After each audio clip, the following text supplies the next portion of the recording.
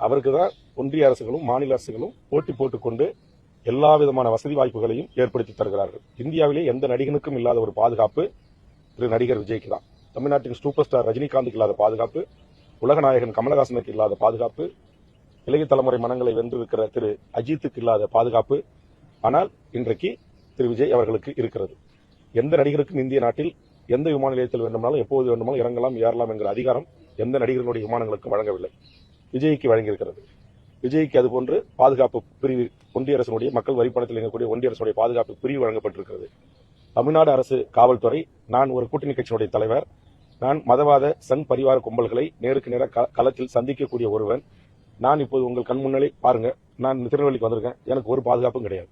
ஆனா அவர் போனா ஐஜியே வந்து சாலையில் நின்று அவருக்கான போக்குவரத்தை ஒழுங்கு செய்கிறார். எஸ்பி அவருடைய ஸ்டேஜில் நின்று அவங்க தொண்டர்களை கட்டுப்படுத்தி அவர் பேசுவதற்கான வழி அமைத்து தருகிறார்.